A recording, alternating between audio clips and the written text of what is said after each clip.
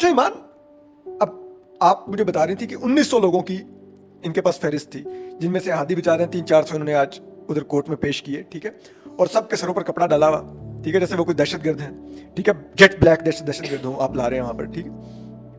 आपने क्या देखा, क्योंकि इधर से अब आपकी शुरू होती है, आप भी वहां पर थी, आर्गू कर रही थी, क्या हुआ, आपने क्या देखा, क्या वहां पर उनके अजीजों कार भी क्या आप बता रही थी? असद, जो मैंने आज देखा है, देख के बहुत ज़्यादा तकलीफ़ हुई है। मुझसे खुद अपने आप को संभाला नहीं पाया गया अदालत के अंदर और अदालत के बाहर। मैं बयान करने की कोशिश करती हूँ कि मैंने आज क्या देखा अपनी आंखों से और क्या सुना।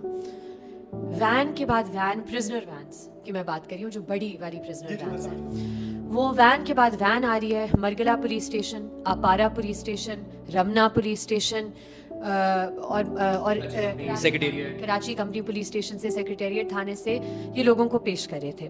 सारे के सारे पश्तून या अफगान, इसके अलावा और कोई एथनिसिटी नहीं थी, सिर्फ पश्तून। फिर उन्हें पेश करते थे 30 सेकंड के नीचे, 30 सेकंड के अंदर अंदर हर बंदे की को अडियाला भेजा जा रहा था। ना इनके नाम उधर लिखे जा रहे थे, ना कोई प्रॉपर प्रोसीडिंग हुई थी, बस ID parade, ID parade, ID parade. और अदालत के अंदर भी उनके सरों से काला कपड़ा नहीं उतारा गया? नहीं उतारा गया, नहीं उतारा गया। लेकिन इंटरेस्टिंग बात यह है, जज साहब ने भी तसल्ली नहीं की कि ये कौन है, क्या इनके नाम है, क्यों खड़े हैं। आईडी परेड के लिए वो नहीं वो उतारते। लेकिन इंटरेस्टिंग बात, क्योंकि आपने ये सवाल किया, मैं कहूँगी कि जैसे ही वैन में उन्हें बिठाते थे वो, और वैन में बिठाते वक्त भी वो उनके उतार रहे थे। मतलब है कि आईडी परेड का सारा ड्रामा था। जैसे वो निकलने की कोशिश करते थे वैन से, उस वक्त उन्हें चढ़ाते थे ये कपड़े, जैसे ही वो बैठते थे वैन में ये उतार देते थे, ठीक है। ये सारा ड्रामा हो रहा था।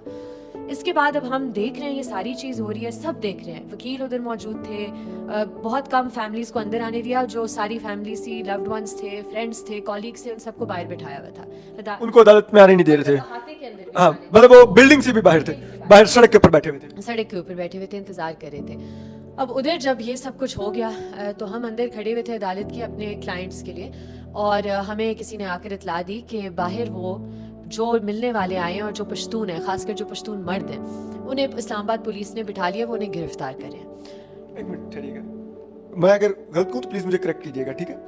यानी कि एक तो आपने पश्तून होने की बुनियाद पर पहले रेडी बानों को, मैकेनिकों को, शनवारी होटलों पर काम करने वालों को उठा लिया, ठीक है, और उनको आपने करार दे दिया कि सब पीटीआई के एक्टिविस्ट हैं, ठीक है।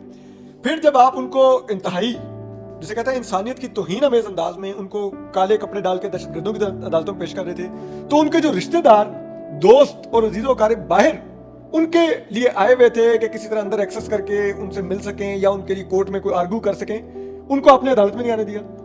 फिर बाहर बैठे हुए उन सबको भी आपने गिरफ्तार करना शुरू कर दिया, यानी कि जो मुबैना मुल्जिम है उनके रिश्तेदारों अजीज का भी यह भी जुर्म था कि वो बाहर क्यों आए, आपने उनको भी पीटीआई का बना के पश्तून है। और उनने, मैं आपको बताती हूँ, बहुत खौफनाक बात है असद, कि जिस तरह कंसंट्रेशन कैंप्स की हम पिक्चर्स देखते थे ना, कि वो लोगों को अलग कर रहे थे, जो ग्वांतानामो बे या हिरासती मराकज के, ठीक है, वो आप कह रही हैं। इस तरह ये पश्तून मर्दों को, लड़कों को अलग कर रहे थे कि ये पश्तून है, ये अफगान है, ये पश्तून है। और जो मैं एक एसएचओ का नाम लूंगी असद, क्योंकि उसकी आंखों में जो मैंने इन लोगों के लिए नफरत देखी है ना, वो बहुत, ये चीजें होती हैं जो मुल्क को तोड़ती हैं। उसका नाम टीपू सुल्तान है, वो एसएचओ है रमना पुलिस स्टेशन का। ये सारे पैसे खाते हैं, ये सारे डेयरी बानों से भी पैसे खाते हैं, एसआई मुस्तफा, ये एसएचओ भी, और ये एसएचओ 2 दिन से ड्यूटी से भी गायब था। अब वो बाहर खड़ा हुआ था और वो जिस तरह इन्हें ट्रीट कर रहा था असद, अगर मेरे पास वो फिजिकल फोर्स होती ना, मैं उसे फिजिकली रोकती।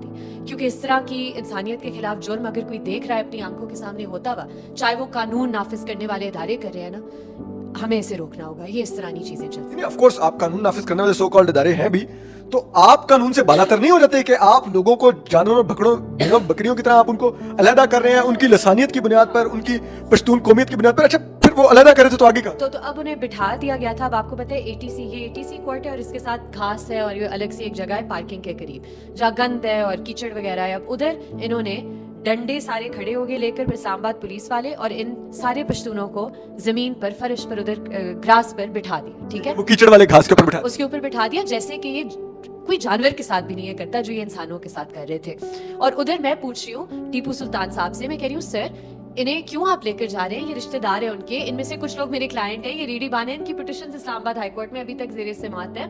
तो वो कहते हैं, उनने मुझे धक्का देने की कोशिश की उधर, और उनने मुझे कहा कि जाए आप अदालत में ये बातें करें, हम गिरफ्तार करें, हम गिरफ्तार करें। तो मैंने कहा सर जरूर आप गिरफ्तार करें, मुझे पर्चा दिखाएं, किस पर्चे में आप इन्हें गिरफ्तार करें।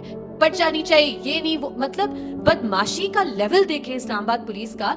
और ये असल बहुत खतरनाक बात सिर्फ इसलिए नहीं है कि आप हजारों लोगों को उठाए जा रहे हैं, ये खतरनाक बात इसलिए है कि पुलिस अपने स्कोर सेटल करने के लिए और लोगों से और मजीद पैसे रिश्वतें लेने के लिए लोगों को फंसा रहे हैं इसमें। जितने लोगों ने मिल रहे हैं जिनसे वो पैसे ले सकते हैं, जिन जिन लोगों ने पैसे दिया, सर मैं आपको वसूख से बता रही हूँ, 2 लोगों ने पैसे दिए, दोनों को छोड़ दिया।